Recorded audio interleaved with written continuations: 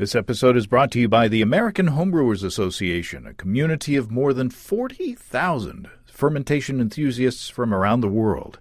Visit homebrewersassociation.org for recipes, brewing tips, and conversation.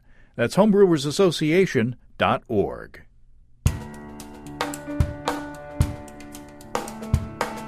Welcome to Basic Brewing Radio for Thursday, July 23rd, 2020. I'm James Spencer. Here at Basic Brewing Radio, we're all about home brewing. This week, Homebrewer Mark Stevens shares his experiment brewing low-alcohol beers by using very low and very high mash temperatures. What effect will stepping outside of traditional mash rest temps have on the beer? If you go to basicbrewing.com, you can find archives of our audio and video shows. If you go to basicbrewingshop.com, you can find our DVDs, our brewer's logbooks, and other Basic Brewing gear. You can follow me on Twitter and Instagram at Basic Brewing and find our show page on Facebook as well. We have a cool Basic Brewing app on iTunes and Amazon.com, and we're found all over the place where fine podcasts are served up. If you want to support us financially, check out patreon.com/basicbrewing, and thanks to everybody who's helping out in that way. If you go to patreon.com/basicbrewing, you can see a long list of stuff that you can access if you sign up as a supporter. Financial supporters this week got an early release of our video episode on the delicious Black is Beautiful Imperial Stout. That is one tasty beer. And the rest of you will see that episode at the end of the week. This past week, Bob Stimsky shared some very sad news in the brewing world. Brew-in-a-Bag pioneer Patrick Hollingdale passed away. As I understand it, he had cancer. You've heard Pat Hollingdale on the April 24th and October 2nd, 2014 episodes of this show. Pat was one of, if not the very first, to employ the single-vessel brew-in-a-bag technique, and that technique has had a huge impact on home brewing and has certainly changed my brewing for the better. No more fiddling with a Rubbermaid cooler for me, thanks to the work that Pat and others did. I enjoyed our conversations when he was on the show, and I raise a virtual glass to Pat and his contributions to our hobby. I have some good news to follow up the sad news. I'm very excited to announce we have a new sponsor, Groenfell Meadery. You've heard Ricky the Mead Maker and his wife Kelly on this show before. In fact, Ricky appeared on the show way back in 2009 as a little baby homebrewer. Now Ricky and Kelly are brewing delicious meads up at Groenfell in Vermont. You may be asking yourself, what's that got to do with me? Well, now you can order Groenfell meads online and have them sent right to you. We've sampled Groenfell meads on the show, and they are fantastic. If you go to groenfell.com, that's GROENNFELL.com, and to be honest, if you spell Groenfell just about any way in Google and put meadery after it, they'll show up. I tried it. Go to groenfell.com, where not only will you find an online store with delicious meads, you'll find all of their recipes and production techniques, because they are an open-source, family-owned meadery. Ricky says there's exciting news this week. They're releasing their first collaboration with Runamuck Maple to bring you Root of All Evil Maple Edition. With over 250 pounds of maple-infused ginger in a 1,000-gallon batch, this super limited release is available only in their online store. Yum! And don't forget to check out Ricky's videos on YouTube. Just search for Ricky the Mead Maker. So I'm very excited to have Ricky and Kelly as a sponsor. Check them out at groenfell.com. That's GROENNFELL.com. Let's take a quick look into the mailbag. Kevin in St. John's, Michigan writes, listening to the Black is Beautiful show and you discussed variants of the brew. I'd planned to brew this in a week or so and have been wanting to try milk sugars for a while now. I'm thinking about making this a milk stout. Any suggestions on how much milk sugar I should add? Well, Kevin, I think this big imperial stout would make a delicious milk stout. It's already pretty chewy and creamy, or at least my batch was. I think I'd just substitute a pound or 450 grams of lactose for the dextrose that the recipe calls for and just call that good. I used a pound in my Count Chocula milk stout. I think it worked pretty well. I think I could have even added more in that recipe, but I think in the Black is Beautiful recipe it might be overkill to add more than a pound. That's just my shooting from the hip. Let us know how it turns out, Kevin. And if you out there have brewed a bunch of milk stouts and have a different approach, shoot me an email, and I'll share your info with Kevin. Hey, our friends and sponsors Desiree and Dave from High Gravity in Tulsa have a new single-vessel electric system. It's the Warthog 5 to 10 gallon Spike Solo.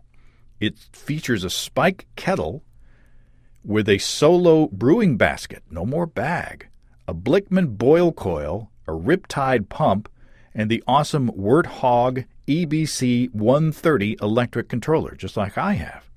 This setup is fancy.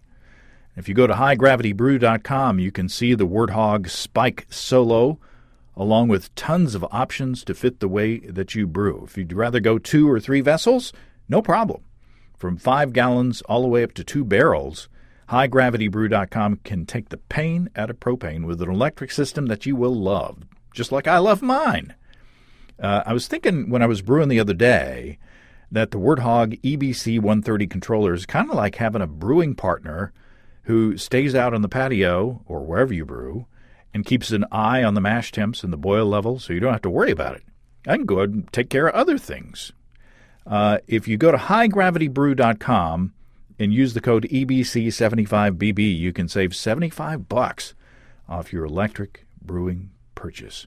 Check it all out at family-owned and operated highgravitybrew.com. We greatly appreciate Desiree and Dave for their continued support of this program. Okay, how do you brew a low-alcohol beer that's still tasty and satisfying? Well, that's what Mark Stevens is investigating by using high and low temps in the mash tun. Mark Stevens, welcome to Basic Brewing Radio. James, great to be here. Appreciate you having me on. Yeah. Well, you sent me a bunch of beers, and the first round, the Postal Service, I don't know what you said or did to the Postal Service, but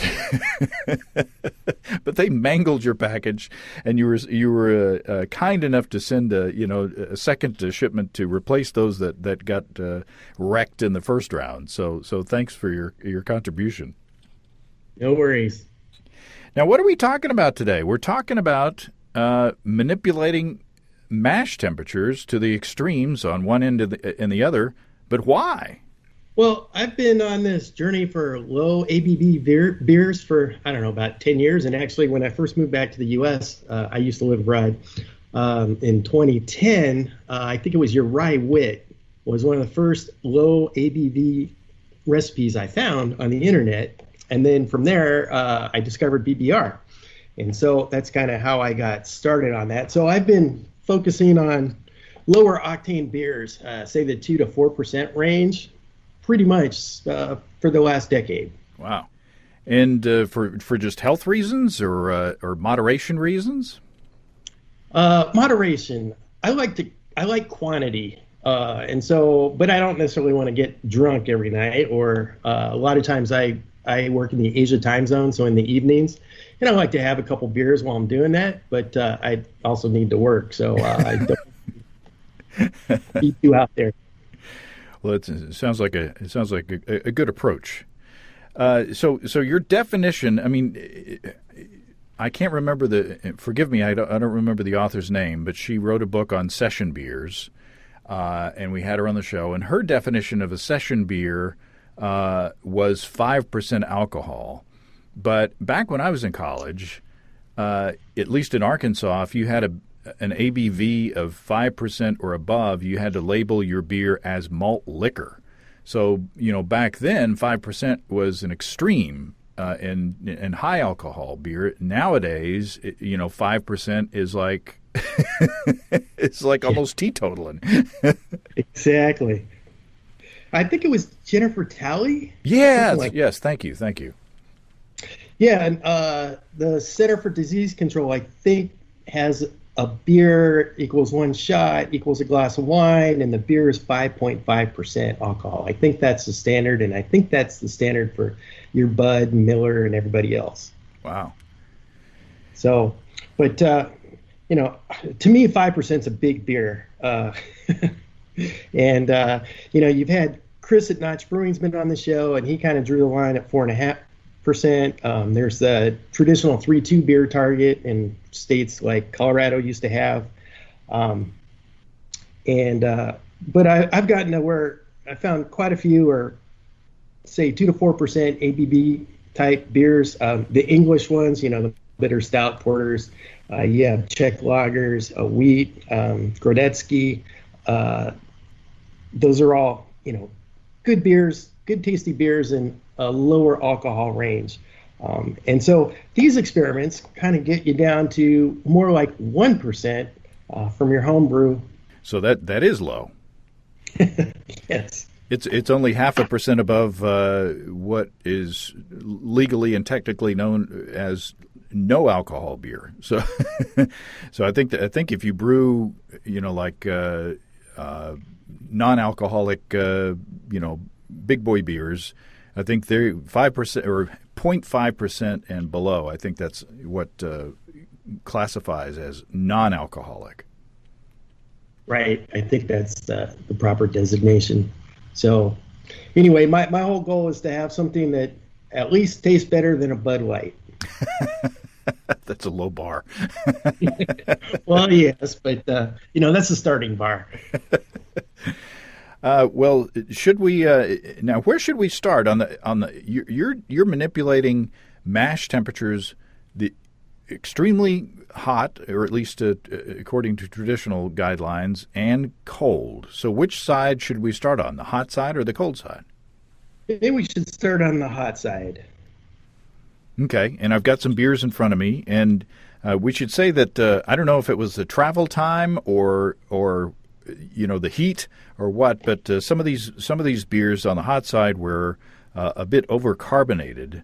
But you usually don't bottle, right? You said that you usually keg. Yeah, I've been kegging maybe the last 5 years. I used to bottle exclusively, and then kegging's just a lot easier. So I might have over-primed these, and maybe just because they're so low ABV or the travel or something caused them to ferment a little bit more than I figured on. So first of all, there's one called Hot Control and 158. Is that the one that I should try first to kind of get a baseline of what is a sort of normal beer? Yeah, why don't you do that? So that's just your basic mash at 158 for 60 minutes. And this is just a pale ale? Yeah, or call it English bitter. So it's 2.5 pounds Golden Promise, 3/4 pound of Crystal 60. And yeah, I did your typical water treatment on that. And so that's just your standard kind of English ordinary bitter. It's nice. Very nice. And it's a 1025 OG, so it's pretty light. Huh. I wouldn't have thought it was that light. It's perfectly satisfying. I mean, just as a normal beer. Good. Glad you like it. Oh, very nice. Then the next thing I did, though, was I didn't decide. I'm standing on the shoulders of giants here. This came from Lallemand Brewing, or they've changed their name, or sometimes it's Lallemand and sometimes it's La Brew. Anyway, they came out with a thing that you could mash at 185 degrees Fahrenheit, which is about 85 degrees centigrade, and then use either the Windsor or the London ale yeast because they ferment kind of differently. So if you mash really high, the sugars are different, and you can ferment differently. And so that's what the hot mash at 185 means 185 degrees Fahrenheit. So the next beer is hot mash. Wow, at 185 degrees. Now what's the mash time on this? I think I did it for 60 minutes. I don't remember actually, but I did do it for longer than I normally do. And I did an iodine test to make sure everything converted, which it did. Now it's definitely a different beer, but this is the same recipe. Yes, same grist. What aroma difference do you see on that? It's kind of a grassier. Yeah, it's kind of hard to describe. It's different. It's got more taste, I think, and grassy maybe, but not in a bad way. More grainy on the extreme, maybe. It's a little bit more. I have to say, a little bit more there's kind of an astringency there that I didn't get on the first one. But I would drink a pint of this. So, what are your impressions? What are your impressions? I'm used to relying on Steve for a lot of these. Right. Talking about big shoes to fill. I think it's interesting, and what I've kind of come to discover about these really low ABV beers is that they're pretty good for a pint, sort of the lawnmower beer. I don't want to drink a couple of them at once, but one's a nice mix up, and it's a bit different and not in a bad way for sure.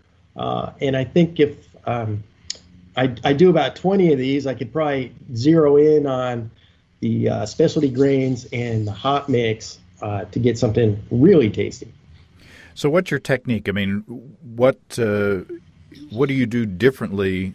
Do you you mentioned specialty grains. They tell us that you shouldn't try to get your mash too hot, or you shouldn't add water that's too hot, or you shouldn't steep your grains in water that's too hot because you'll pull astringency out of the grains. So what do you do differently from a normal mash? What I did was I just heated the water to 185 degrees, or a couple degrees more than that. I didn't put the crystal in. I just did the base grain. So dropped it in 185 degrees. For smaller batches, I use a sous vide wand, so you can really dial in the temperature. And so I just held it there at 185 degrees for like an hour, and then I cooled it down to 158 to do the crystal, and did that for half an hour just to make sure I didn't controlling the variables as much as possible. And they say that that when there are certain temperature ranges for different enzymes, and so as you go up, you can start with a cooler mash and say start with a protein rest, and then go up, and as the temperature rises, those protein enzymes will be sort of denatured. So you can go up in temperature and use a variety of different enzymes, but going back down, they say, is not it doesn't work the same. So in theory, you shouldn't. If you did chill your mash down or cool your mash down and then add your specialty malts, one would think that the those enzymes that are responsible for converting those starches into sugars would be denatured by that point, and so you wouldn't risk sort of creating more sugars when you added those specialty grains at that lower temperature. Does that make sense? Yeah, it makes sense to me. And plus, if I'm not mistaken, crystal's a steeping grain, right? So you don't have to mash it. So right. It's just put it in the water and let the sugars come out, or the flavors come out. So theoretically, if you wanted to pull out another vessel, like a smaller pot, and just steep those separately at the same time you're doing your main mash rest, you could do that too. Oh, that'd be much faster. I'll have to remember that.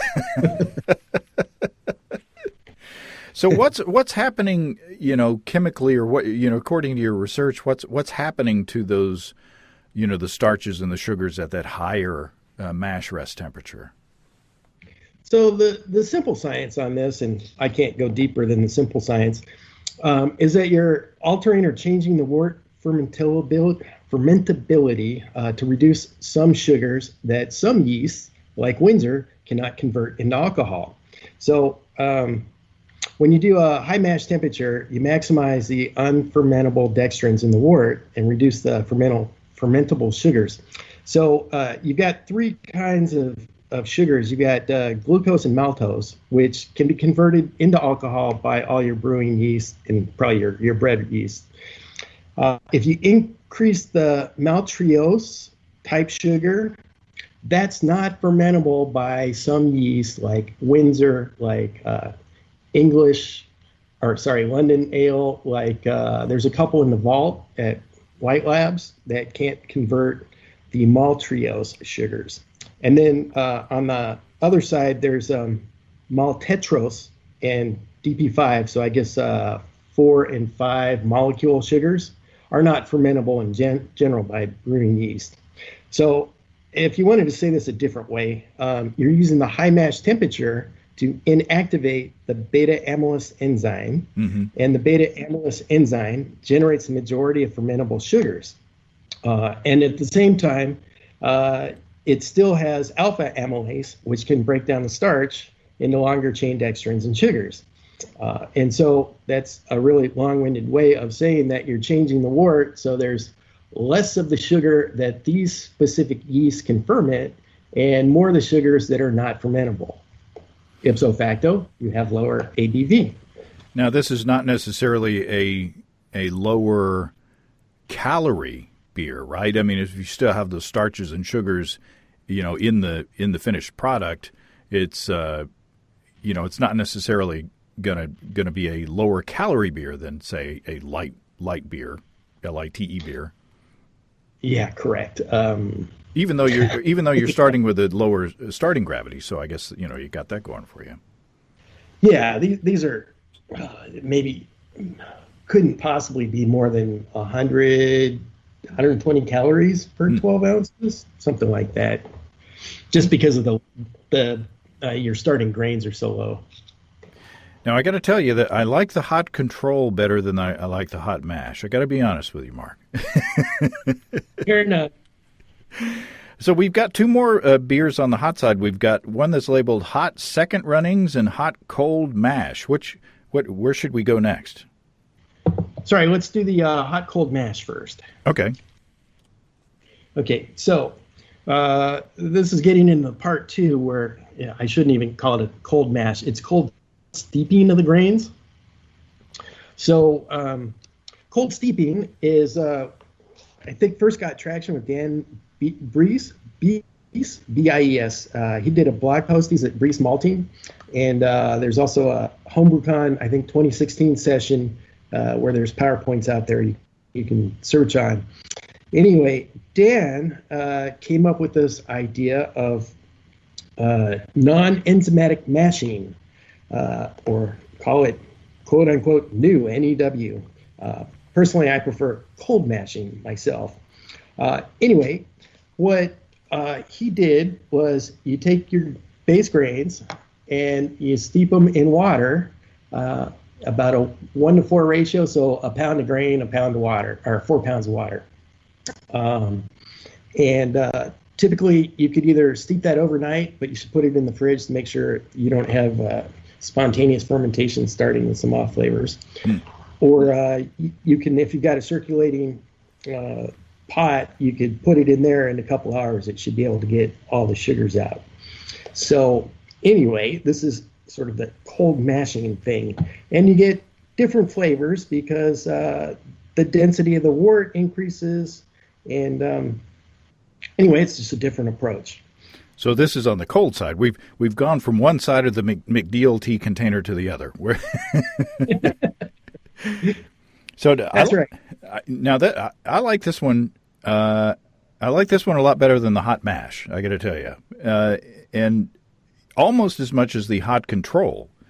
It's essentially just cold steeping a mash in the fridge overnight. Correct. And then pour it off, strain it. Be very careful because when I first did this, I scorched 2 different batches and it comes out with a really nasty burned vegetable taste that will never, ever improve. Huh. And why is that? What were you scorching? It's the amount of trub or the amount of particles. It's just really thick. It looks like egg drop soup almost. Oh my! Oh, it's really big. So either filter it out. And since I first did that experiment, I have a 400 micron brew in the bag now that I filter things through, and that seemed to make it much better. But my first two batches, I didn't stir them. I just put them in, and I just scorched the heck out of both batches. And I didn't taste them before I pitched the yeast. Otherwise, I wouldn't have bothered. No, no, this one's not scorched at all. It tastes like a regular beer. So what was the starting gravity and the final gravity of this one? 10-12.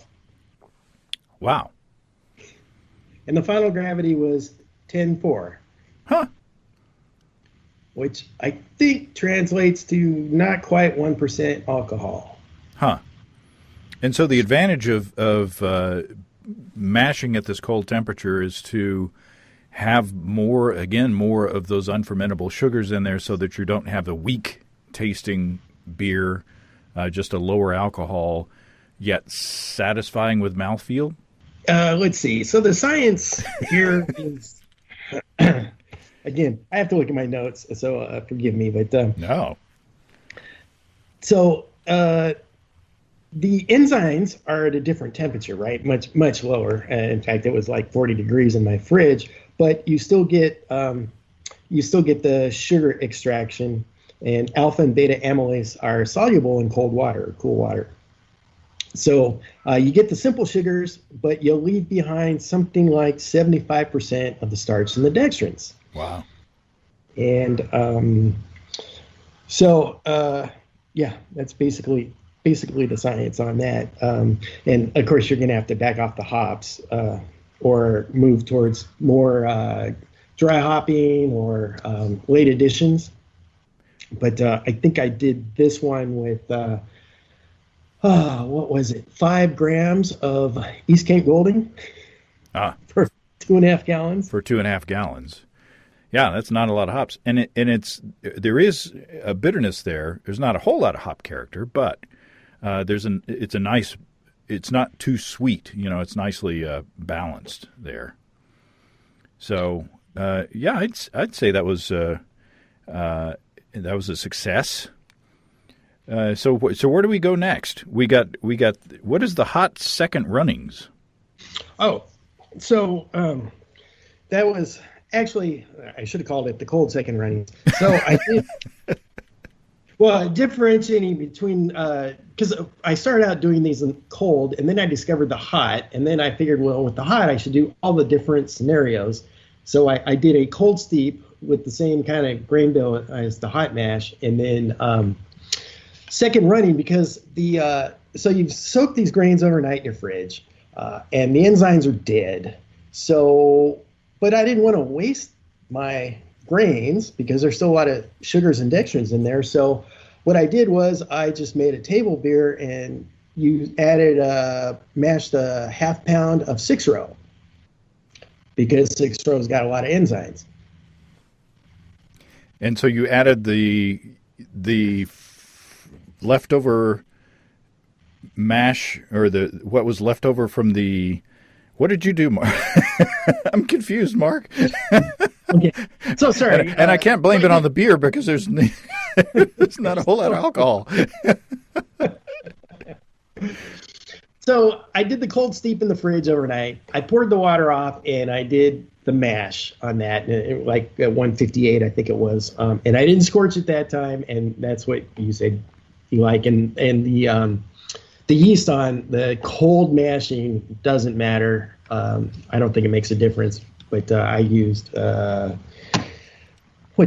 used a couple different ones. I forget what I used on that one. Probably it was one of the London, the Fuller strains, White Lab 002. So that's the cold mash. But then I had all these grains left over that haven't been fully, all the sugar taken out of them. Right. So I thought, hey, but they don't have enzymes. So let's just throw in some 6-row and mash it again. And call that one a beer. Okay. All right. I'm with you now. Okay. So that did, although I learned, what was it, last week on your show that you don't necessarily have to use 6-row for extra enzymes, that the new modified malts Yeah, are much higher. you just read the spec sheet and figure out. It's going to differ from manufacturer to manufacturer.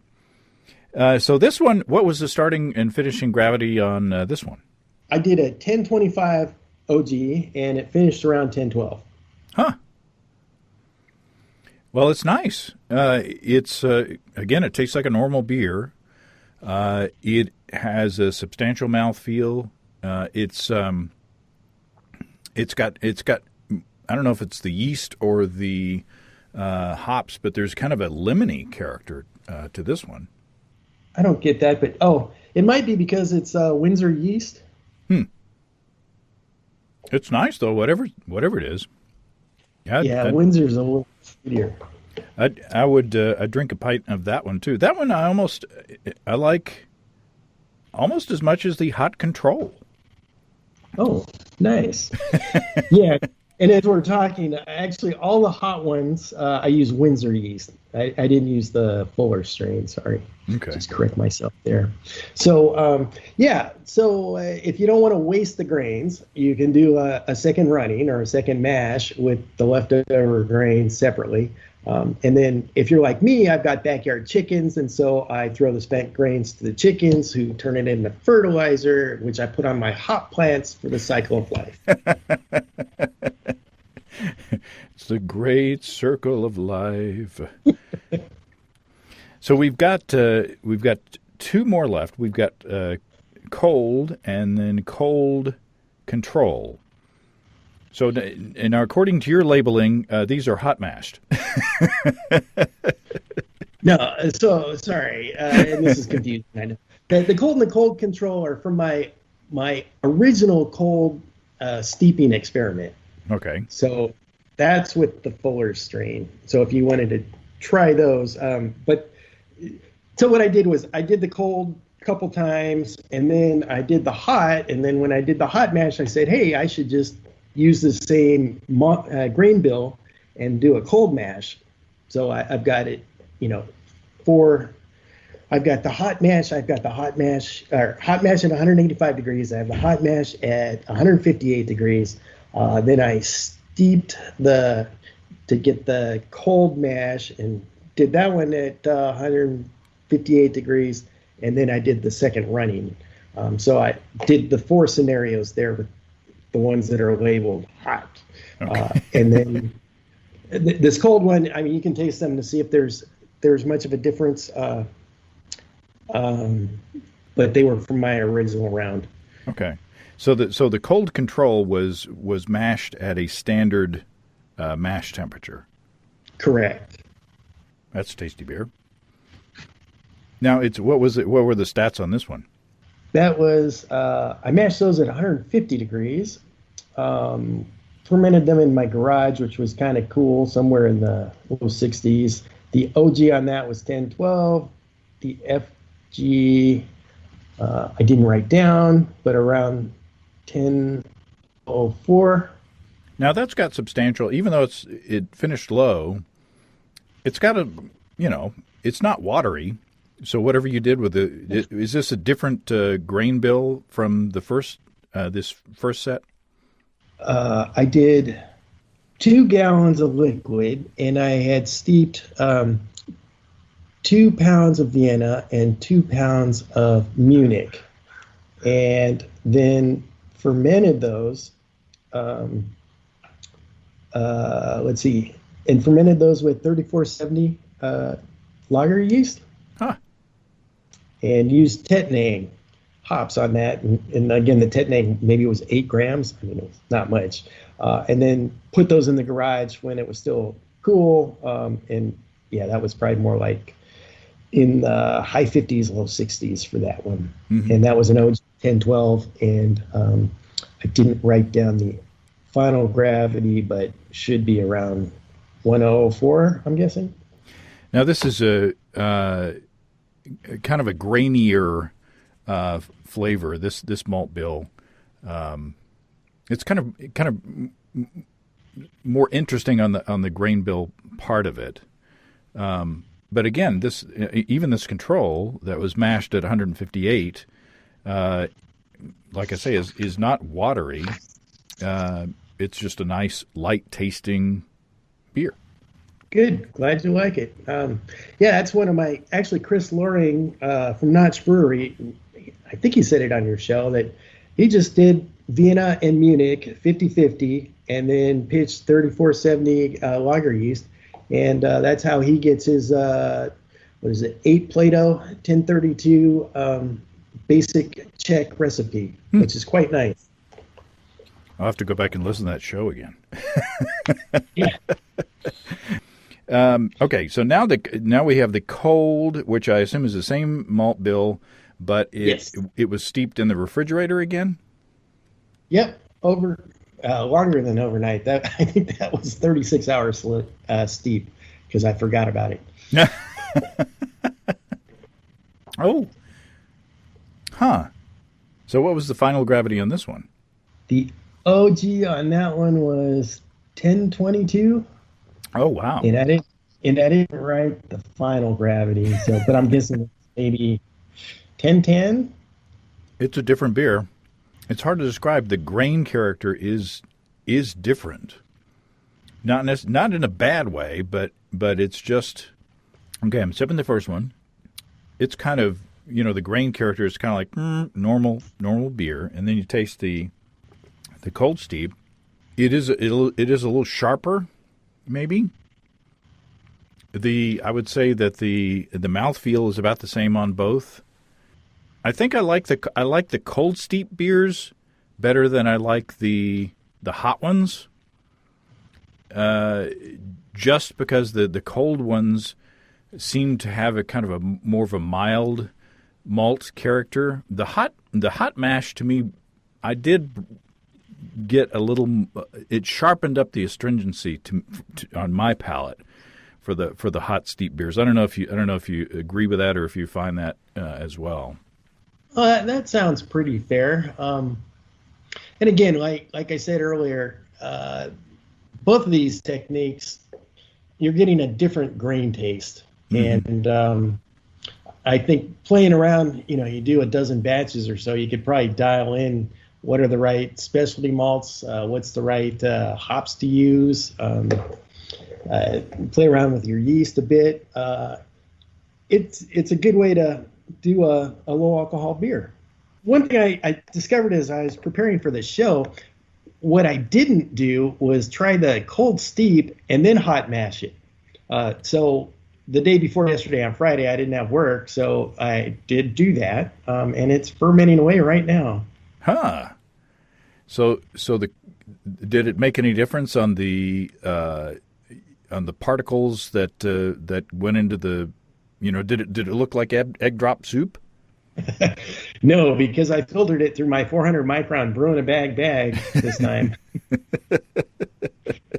I was really careful, and I stirred it like crazy, make sure it doesn't scorch. I think if you just filter it well, you won't have a problem with scorching. But, man, my first 2 tries were a disaster. Well, Mark, this has been fun. I swear, every time we come across a rule, somebody nowadays is out there breaking it as far as brewing is concerned, and so we're kind of rewriting the texts as we go along.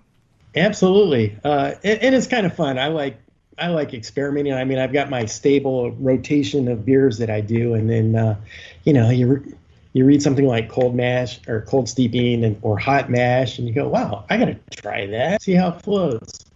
Well, Mark, I appreciate it, and I appreciate your patience and your consideration, and shipping twice, and I'm glad I got to taste these, and it's food for thought for a future experiment. Well, once again, appreciate being on the show. Love the show. Happy to be part of this, and if listeners play with this, or I'll play with it slowly, try to dial into a really good recipe one of these days using these techniques. Awesome. Thanks, Mark. Been a pleasure. Well, thanks again to Mark for the beers and the experiment. That sounds like a great reason for a small batch experiment, and it would be easy to do on the low temp side. Just mix up your mash and throw it in the fridge. If you have brewing questions, show suggestions, or just want to say howdy, write to james@basicbrewing.com or just fill out the contact form on basicbrewing.com. And please don't forget to tell us where you're from. Check out our mobile-friendly shop at basicbrewingshop.com. Thanks to everybody supporting us through our Patreon page. Special goodies coming your way. Check that out at patreon.com/basicbrewing. It's all until next time. Until then, thanks for listening, everybody. I'm James Spencer. Production help for Basic Brewing Radio and our website is provided by Kelly Dotson. Basic Brewing Radio is a production of Active Voicing. Talk to you next time, everybody. In the meantime, stay well and stay tuned. So long.